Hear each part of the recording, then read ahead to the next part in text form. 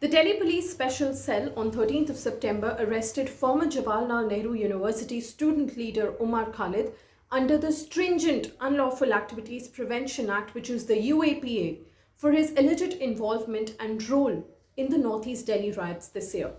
Now, just to take you back in time, the riots that broke out in the national capital early this year in February claimed over 50 lives and left more than 400 people injured amid violent protests and agitation against the Citizenship Amendment Act and the National Register of Citizens. Now, soon after Umar Khalid was arrested by the Delhi police, a Delhi court on 14th of September sent him to 10 days of police custody as the Delhi police wanted to confront him with 11 lakh pages of data related to his involvement in the Northeast Delhi riots. Now, the Delhi police says that an FIR was registered against Umar Khalid on 6th of March following inputs and details provided by an informer to a sub-inspector in the police. The police in the FIR also mentions that the Northeast Delhi riots that broke out in February were a premeditated conspiracy hatched by Umar Khalid along with 3 other people who belong to different organizations. Now, the FIR, ladies and gentlemen, clearly mentions that Umar Khalid allegedly gave provocative speeches at 2 different locations and appealed to citizens to come out on the streets in large numbers and block the roads during US President Donald Trump's visit to India. The FIR also mentions that Umar Khalid wanted to do so to spread propaganda at the international level about how minorities in India are being persecuted. Now, the Delhi police in its FIR also mentions that women and children were asked to block roads under the Jafrabad metro station on 23rd of February to create tensions among people in the neighborhood. Now, apart from the UAPA, Umar Khalid has also been charged with sedition, murder, attempt to murder, and promoting enmity between people from 2 different communities. Now, a charge sheet filed by the Delhi Police Crime Branch against suspended Aam Aadmi Party councillor Tahir Hussain also mentions that Umar Khalid met Tahir Hussain at the Shaheen Bagh anti-CAA protest about a month before the Delhi riots on 8th of January. The charge sheet mentions that during their meeting, Umar Khalid told Tahir Hussain that he must be prepared for something big or probably some riots during US President Donald Trump's visit to India. The charge sheet also mentions that Umar Khalid told Hussain that he's ready to give all the financial help to him and other people or members from the People's Front of India.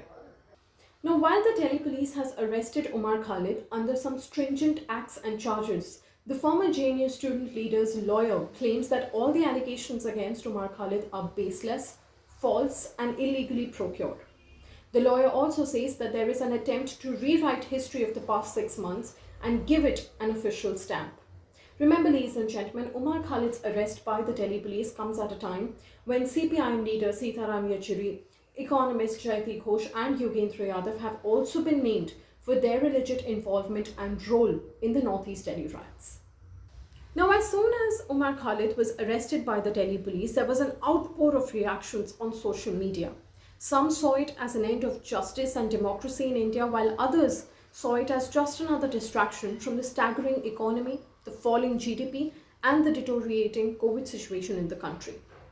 Now, on the same day when the student leader was arrested by the Delhi police, former Supreme Court Judge Justice M.B. Lokur said that the government was using the sedition law as an iron hand to curb speech.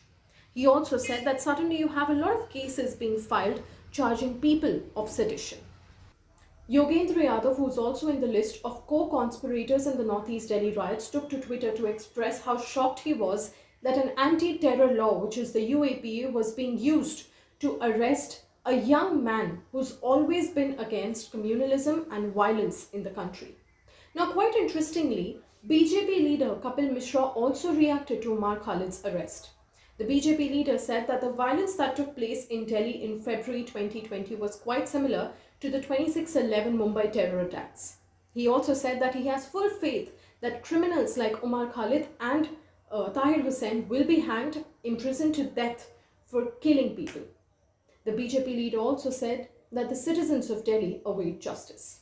Now, just to put it into context, ladies and gentlemen, BJP leader Kapil Mishra is the same man who gave an ultimatum to the Delhi police to clear the streets within 3 days and threatened that if they fail to do so, he will have to take to the streets. Till date, the Delhi police has charged over 100 charge sheets and arrested more than 1,400 people in connection with the violent Northeast Delhi riots. But the question remains, is all being done under some bias or pressure?